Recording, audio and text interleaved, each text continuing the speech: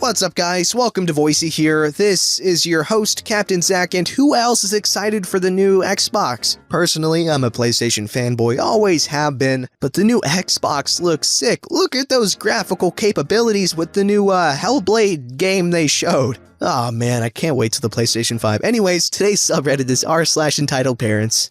Don't forget to like, subscribe, and hit that bell to never miss an episode. This story's called Entitled Family Thinks They Can Have My Band Equipment. So this was an event that happened quite a bit of time ago, so some details may be blurry. Here's the cast. Oh boy. Entitled Mother. Entitled Band Kid. Entitled Kid. Entitled Dad. Me. Band Kid 1, Band Kid 2. Band Mom that was in the army. Band Dad that was in the army. Where I live at, if you are in band, you will also be in marching band, unless you do a fall sport. So we have a large band.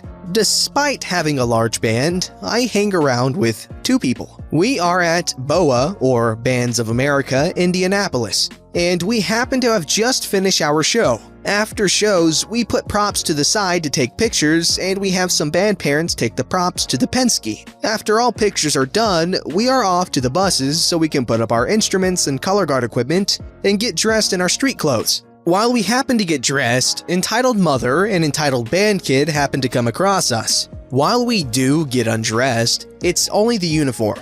We wear some clothes under the uniform for situations like this. Entitled Band Kid notices the band getting undressed and runs towards me. Mom, this is the uniform I want. Take it from him. I hear this and my immediate thought is to be ready for negotiation. Give me your uniform. I know it's being retired this year, so why trash it when a child can have it? Ma'am, I'm afraid I can't do that. I don't own this uniform, and if they end up selling this uniform, it'll probably be after the Christmas parade in Columbus, Indiana. That's not how it works, sweetie. I know how your school handles old uniforms. Ma'am, I said I can't sell it. If you want to try to barter and get a uniform, you're gonna have to ask the band director because these haven't been retired yet. Why do you have two saxophones? That one is mine. I'd recognize it anywhere. For Bands of America, I bring two instruments. I bring my marching alto sax and my concert alto sax. During my freshman year, there were a few issues and I couldn't play for most of the show. Since then, I've always brought two to every show. That's my kid's saxophone. Why are you stealing it? I can assure you there is a mistake being made. It's my concert horn. I brought a second saxophone with me in case the other one has some malfunctions. My marching alto is a Martin handcraft. It isn't made anymore. These saxes are really good, but also require high maintenance. If I miss even tightening one screw or a spring and lose it, we'd have to find someone who can make custom screws and springs.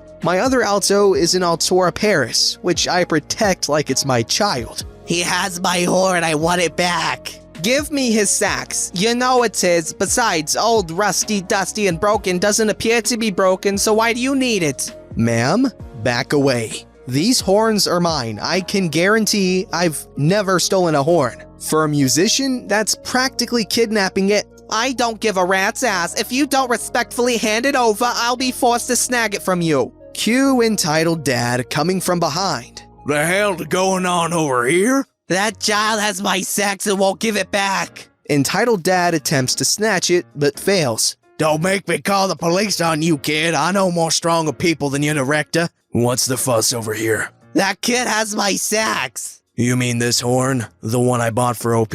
Look, give us back our child's sax so we won't have any problems. I've told you, this is my horn. I won't be giving it to you. Entitled Dad goes to punch me so Entitled Band Kid could take the sax. I end up taking the hit, but I grab my sax while he does it. What the frick is your problem, you ass-town? Entitled Band Dad ends up swinging a punch at Army Band Dad and ends up missing. Army Band Dad then takes the chance to knock him down and does. I then headed off to the transport to put my marching sax on the transport and I keep the concert sax on me. We then went to the mall to eat and look around.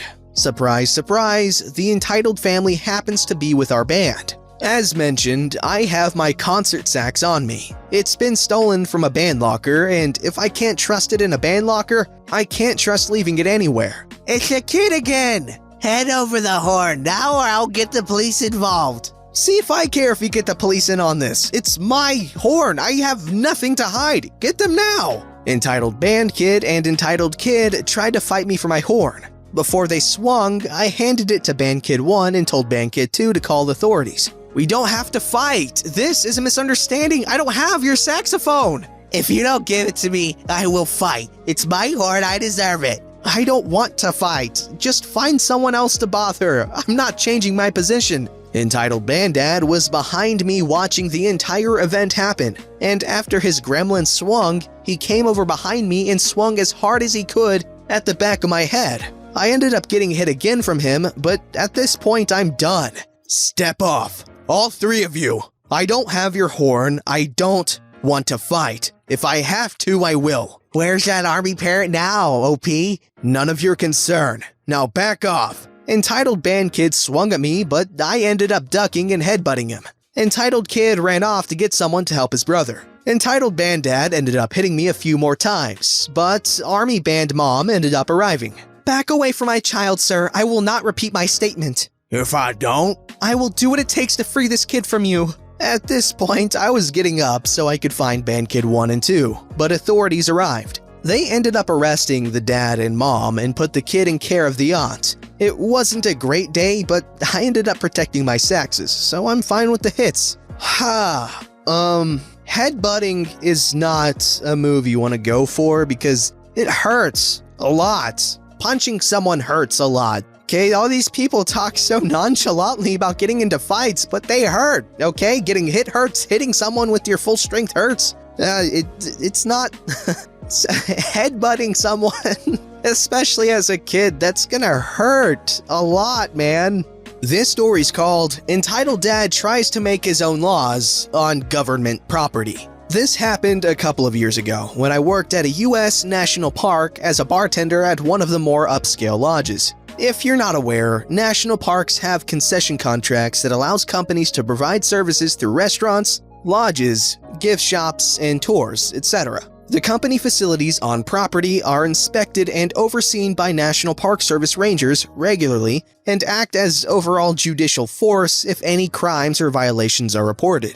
As a bartender at a park, my training was overseen by National Park Service and state officials, along with my company management. Since it's government property, we can't get away with free pouring, no comped alcoholic beverages, payment is required before drinks are made, and we are obligated to log every ID that we check, anyone who appears under the age of 30. As someone who very much likes my position, I follow the rules no matter how annoyed a guest becomes. I'm starting my shift and business is calm at the cocktail lounge. I'm cleaning off the bar top as a family of 4 walk in and snag a 6-top table by the window. It's a beautiful view, so it's not uncommon. There's Entitled Dad, Mom, and their 2 sons, obviously aged below 16. Due to a rule that I have no control over, as long as a parent is present at a table with a minor, they're allowed to stay. I go to greet the group before taking their order. Before I can even get my name out, the Entitled Dad interrupts me and says with a very heavy southern drawl that his family will have 4 of our special of the day, which is an alcoholic hot drink. I say I can definitely get 2 of those drinks sorted, but I'll need to see ID for the 2 boys. Oh no, I'm their guardian, so it's okay. They can drink with me. I'm sorry, sir, but I cannot let a minor drink alcohol in this establishment. A valid ID is a requirement. Excuse me, I'm their father, and where we're from, that's enough. Now go get our drinks. I don't take mistreatment from guests, so I decide to ignore the man and speak to his sons directly. Now, would you boys like a regular hot chocolate, mocktail, or soft drink? The boys seem a bit timid, but they tell me they'd like to have Shirley Temples. But of course, Entitled Dad has another idea up his sleeve. They'll actually have 2 hot chocolates. I notice another group is entering the lounge, so I confirm the order. Take his payment, he decides to use his room charge card, and head to the bar to make the order. I make 2 specials and 2 non-alcoholic chocolate drinks. I'm not a fool, and I've seen some unique attempts from guests to get what they want. The specials are mixed with a cream liqueur, so they're obviously lighter than the Belgian hot chocolates the boys would be getting. But to add even further clarity, I chose to add brightly colored straws to the boys' drinks. I deliver the drinks and very clearly distinguish which ones are alcoholic. I leave the table and begin making other drink orders coming in.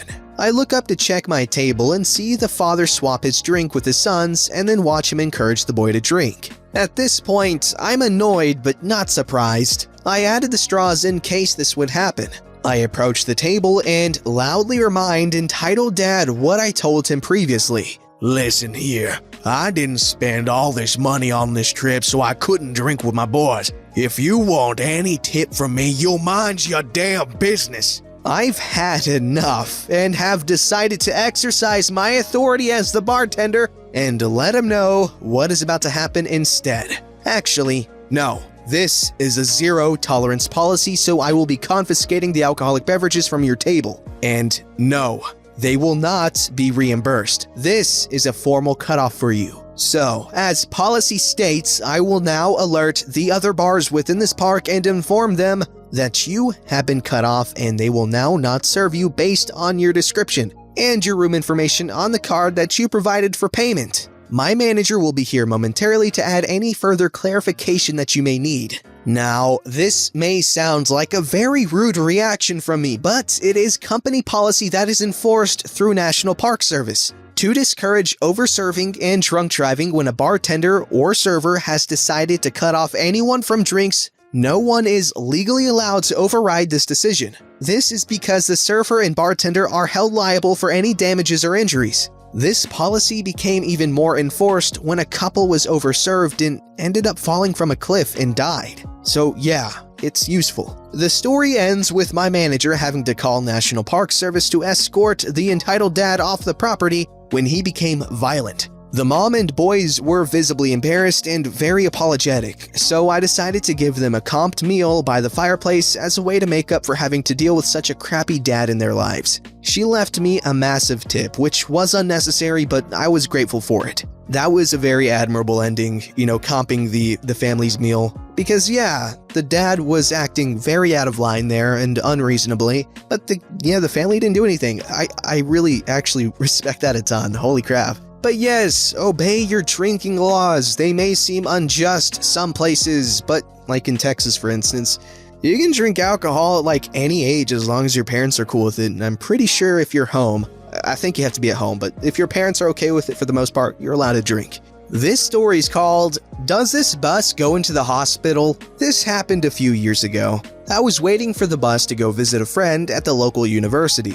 The university is right next to a hospital. I had my headphones on and didn't notice entitled mother walk up with her kids until she tapped me on the shoulder. Excuse me, does this bus go into the hospital? Basically more annoyed than polite. I pull off my headphones. Sorry? I heard her, but it's just my normal reaction. Does this bus go into the hospital? Yes, I do believe it does. I think it goes through the university, then to the hospital. Oh, okay, good. She turns back to her kids without a thank you. But whatever, I've ridden the bus for years. I'm used to rude people. I put my headphones back on and waited for the bus. The bus pulls up a few minutes later and it says in big letters on the front, Number 1, to the hospital. I figured entitled mother would definitely know this was the right bus. We get in line and she was about 3 people back from me. I'm usually polite and let the elderly or mothers go on ahead. But it was super busy, so we all kind of just swarmed it. I got on and sat in the single seat right behind the driver. I like this seat because it's up a step and away from everyone. It kind of like they were like, you know what, I can fit an extra seat here. So they did. Entitled mother gets on and before paying, she asked the bus driver, Does this bus go into the hospital? Again, not even a hint of politeness. No ma'am. She shoots me daggers like it was somehow my fault. He told me you did.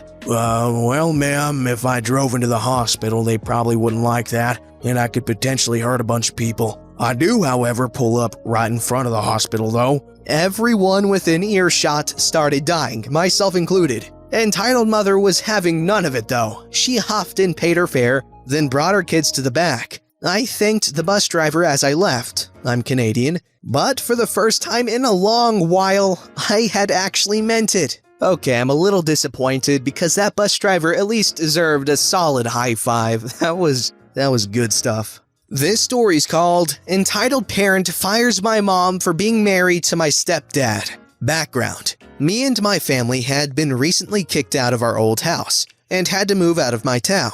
I was in the 5th grade at the time, so I can't remember everything, but I'll try my best. Story: we had just moved into my new house and settled in when an accident with my stepdad happened. My stepdad was on a tank. I don't know what they're called, but it is used on the rigs. When something that wasn't supposed to go in it, went in it and caused the tank to catch fire. They said explode, but he would be dead if so. He is slowly losing his eyesight, and he can't do things that involve him being up high, as he will black out. While he was healing, my mom needed to get a job, and one of my neighbors gave her one. Entitled Parent. Our neighbor was nice, at least for the time being, and offered to help us anytime we needed it. Since my mom worked for Entitled Parent and she was our neighbor, they became friends and we hung out with her, her husband, and her kids from time to time. Then one day, Entitled Parent called my mom crying, saying my stepdad was harassing me and insulted me, and just saying all these things to my mom. Entitled Parent had caused a fight because this had happened before with other women. He had done this so much that I could tell when he was lying and would tell my mom if he was or not. So I told my mom, after they were done, that he wasn't lying. Of course, me being 11, she didn't believe me. She went and looked at his phone and apologized to him about it, but was furious about Entitled Parent lying to her. She tore her a new one. After that, we didn't talk to that family unless it was for work, which was cut off by Entitled Parent later on. Entitled Parent stopped texting my mom about jobs and fired her for failure to show. My mom ended up having to find another job, but not before calling Entitled Parent's boss and telling them that Entitled Parent hadn't been texting her for work and sent them all the messages that they sent each other with a full month of days. My mom asking, "Do we have work today?" And no reply from Entitled Parent. Entitled Parent got fired and all of my neighbors knew what she did. We had moved away from her and haven't seen her in a long time and hope never again. Thank you for reading, and I'm sorry if there isn't as much karma as there could have been.